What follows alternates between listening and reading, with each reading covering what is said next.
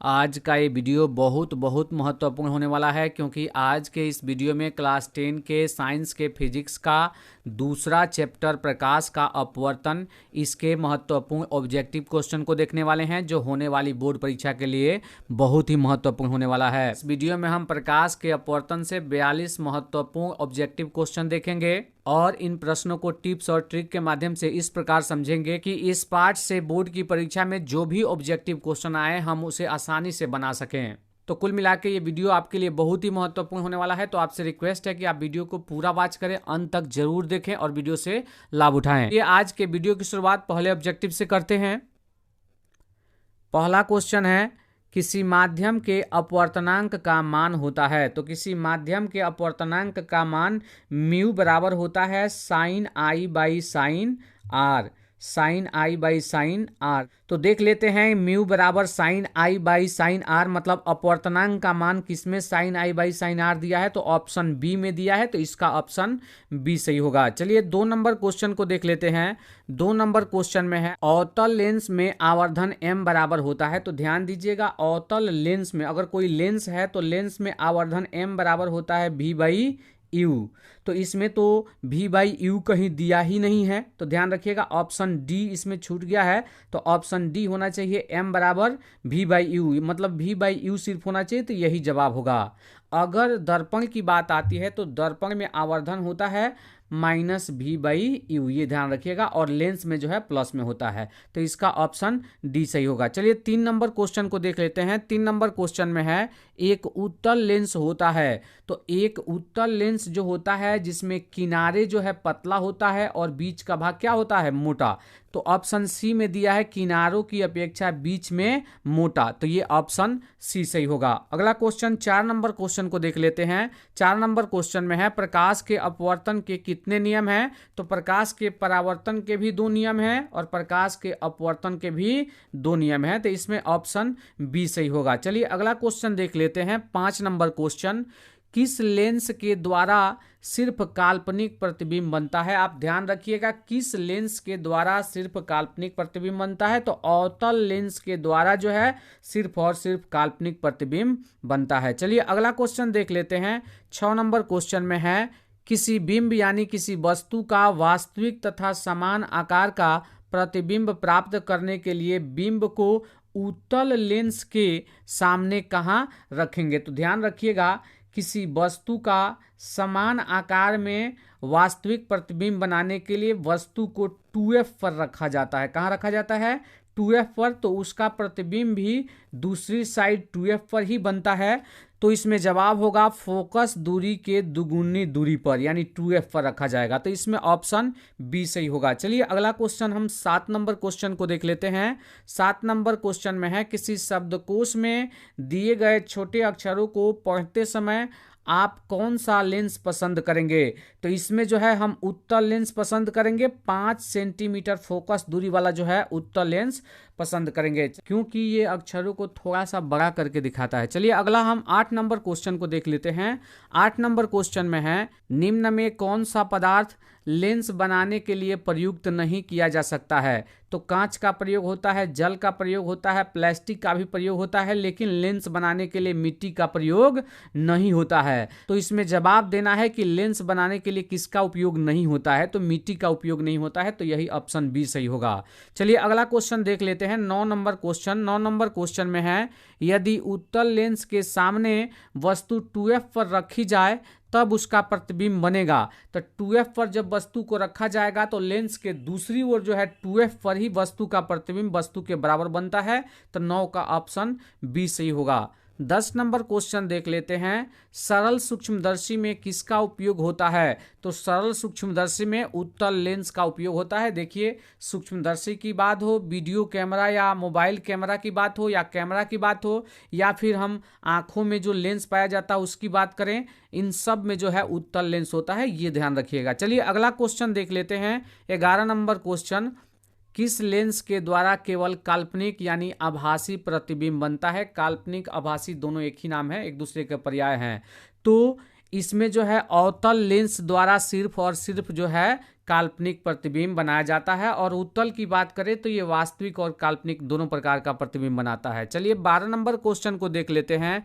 12 number question में है, यदि वस्तु उत्तल लेंस के फोकस तथा फोकस दूरी के दुगुने दूरी के बीच हो तो प्रतिबिंब, मतलब यदि वस्तु को उत्तल लेंस के सामने 2f और f के बीच जो है वस्तु को रखा जाए तो उसका प्रतिबिंब जो है कैसा बनता है, तो वास्तविक, उल्टा और वस्तु से बड़ा बनेगा, यानी ऑप्शन डी सही होगा। 13 नंबर क्वेश्चन को देख लेते हैं। 13 नंबर क्वेश्चन में है, उत्तल लेंस को लेंस भी कहा जाता है। कौन सा लेंस कहा जाता है, तो उत्तल लेंस जो है, ध्यान दीजिएगा, मुख्य अक्ष के समानांतर आने वाली किरणों को जो है अपसरित करती है, किसी एक बिंदु पर अभिसरित करती है, अभिसरित करती है, इसलिए इसे अभिसारी लेंस कहते हैं। और अवतल लेंस को कौन सा लेंस कहते हैं, अपसारी लेंस, क्योंकि अवतल लेंस जो होता है वो किरणों को फैलाता है, मुख्य अक्ष के समानांतर आने वाली किरणों को ऐसे फैलाता है, तो इसे अपसारी लेंस कहा जाता है। तो 2 क्वेश्चन यहाँ पे इसके साथ हो गया। चलिए हम अगला क्वेश्चन देख लेते हैं।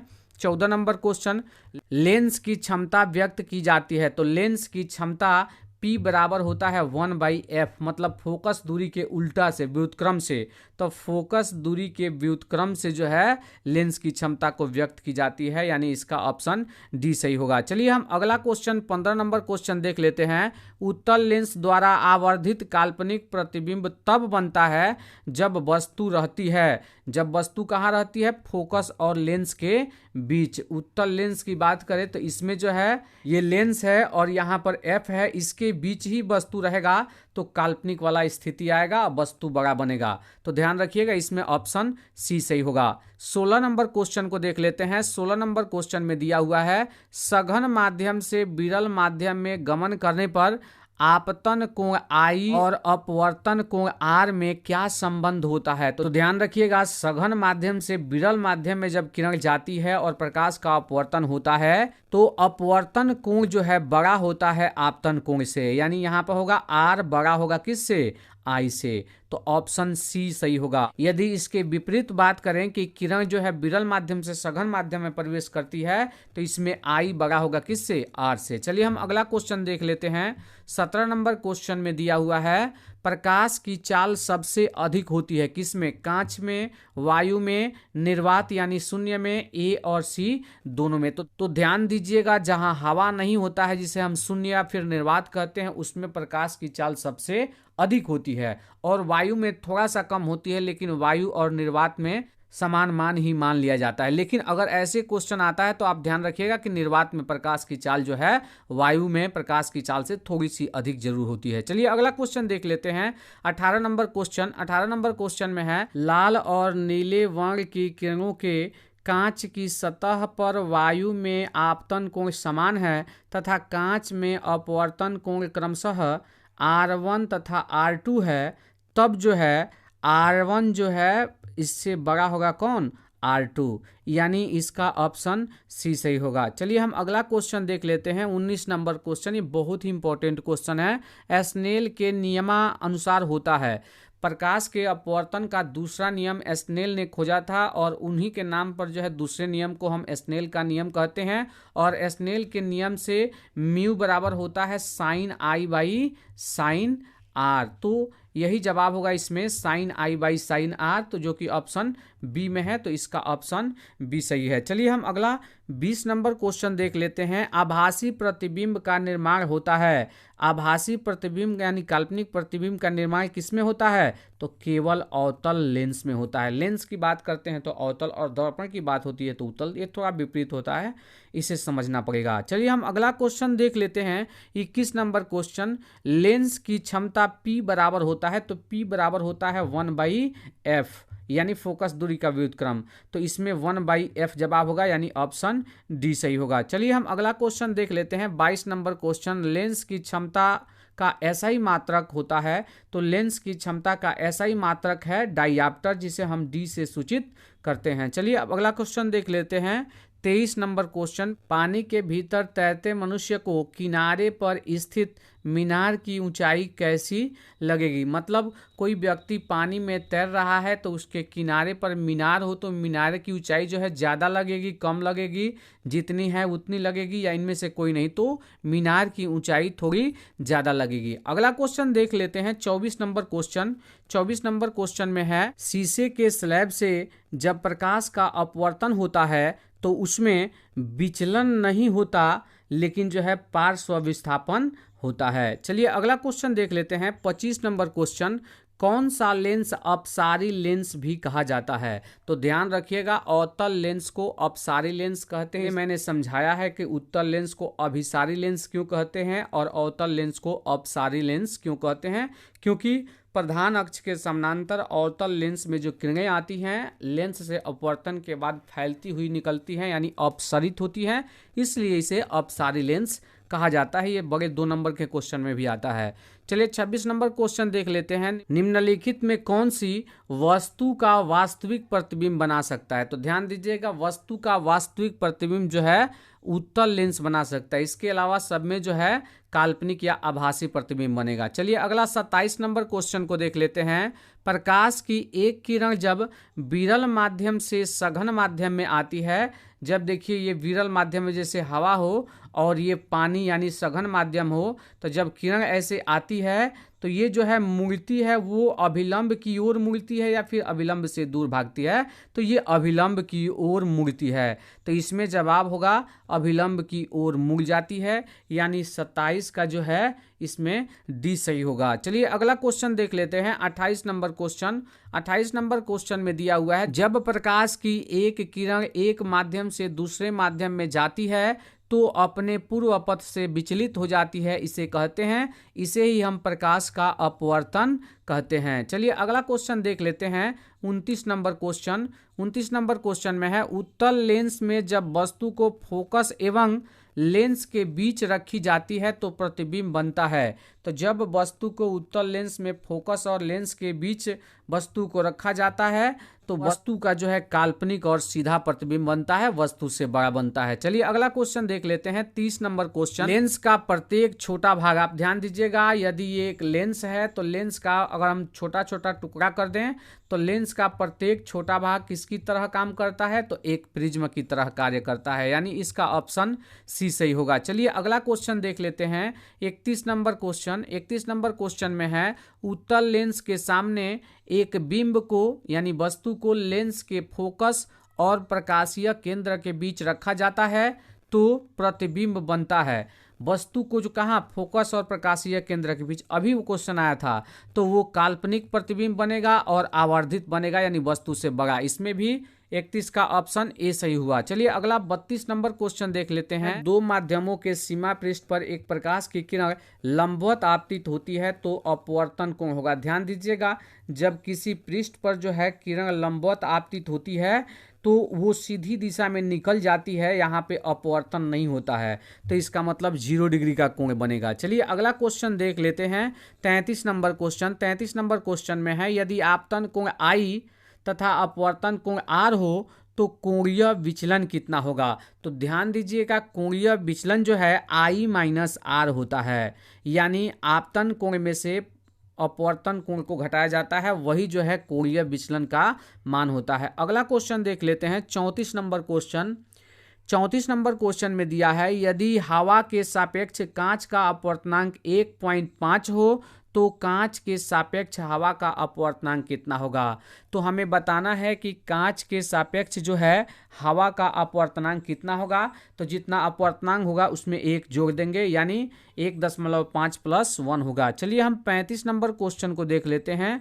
35 नंबर क्वेश्चन में दिया हुआ है, सूर्यास्त के समय, मतलब जब सूर्य अस्त होता है, डूबता है, तो क्षितिज के नीचे चले जाने पर भी सूर्य कुछ समय तक दिखाई देता है, इसका कारण है प्रकाश का क्या, तो प्रकाश का अपवर्तन। प्रकाश के अपवर्तन के कारण जो है सूर्य डूब जाने के बाद भी लगभग 2 मिनट तक दिखाई देता है। 36 नंबर क्वेश्चन को देख लेते हैं। 36 नंबर क्वेश्चन में दिया हुआ है, 2D क्षमता वाले लेंस का फोकसांतर यानी फोकस दूरी है। तो आप ध्यान रखिएगा P बराबर क्या होता है 1/f होता है। तो P के जगह पर यहाँ 2D रखा गया है, यहाँ 1/f, तो ये f बराबर हो जाएगा 1/2D और इसमें जो है 100 से गुणा कर देंगे तो ये सेंटीमीटर में बदल जाएगा।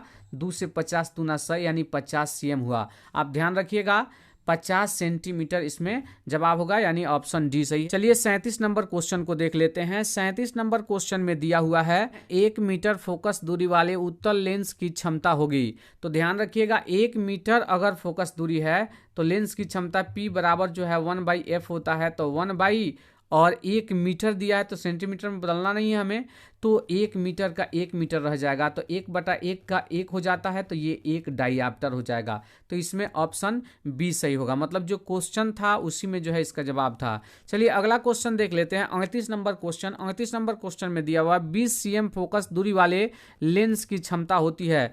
तो 20 सेंटीमीटर फोकस दूरी है तो उस लेंस की क्षमता क्या होगी, तो 1/20 कर देंगे, 100 से गुणा कर देंगे। ओके 20 × 100 5 डायोप्टर, ये ऑप्शन ए सही होगा। चलिए अगला क्वेश्चन देख लेते हैं। 39 नंबर क्वेश्चन में दिया हुआ है एक उत्तल लेंस से 30 cm की दूरी पर एक वस्तु रखी गई है। लेंस से उतनी ही दूरी पर वास्तविक प्रतिबिंब प्राप्त होता है। लेंस की फोकस दूरी क्या है? ध्यान दीजिएगा, यहाँ पर हमें लेंस की फोकस दूरी बताना है। तो लेंस की फोकस दूरी जो है 15 सेंटीमीटर होगा। उत्तल लेंस से जितनी दूरी पर वस्तु रखी गई है उसका आधा जो होगा लेंस की फोकस दूरी होगा, यदि लेंस उतनी ही दूरी पर प्रतिबिंब वास्तविक बनाता है तो। चलिए अगला क्वेश्चन देख लेते हैं। 40 नंबर क्वेश्चन।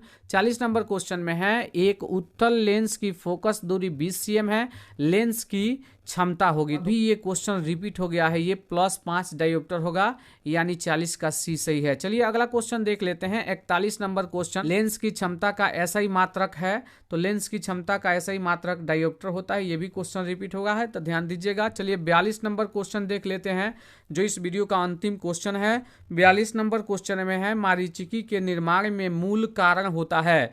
तो मरीचिकी के निर्माण में मूल कारण होता है पूर्ण आंतरिक परावर्तन। ये रेगिस्तान में ये घटना होती है और इसमें हमारे दिमाग में भ्रम ये बन जाता है कि वहाँ बालू ही बालू होता है रेगिस्तान में, लेकिन हमें ऐसा आभास होता है कि आगे तालाब है ना। तो ये मरीचिकी की घटना होती है। आशा करता हूं कि आपको इस वीडियो से काफी लाभ मिला। इसी के साथ आज का ये वीडियो यहीं पे समाप्त होता है। यदि वीडियो अच्छा लगा हो, वीडियो से लाभ मिला हो तो वीडियो को लाइक करें। चैनल पर नए हैं तो चैनल को सब्सक्राइब करके बेल आइकन को दबा दें। साथ ही साथ इस वीडियो को अपने दोस्तों के साथ शेयर करें ताकि वे भी इस वीडियो को देखकर लाभ उठा सके। तो चलिए फिर से मिलते हैं किसी नए वीडियो में, तब तक के लिए जय हिंद, वंदे मातरम।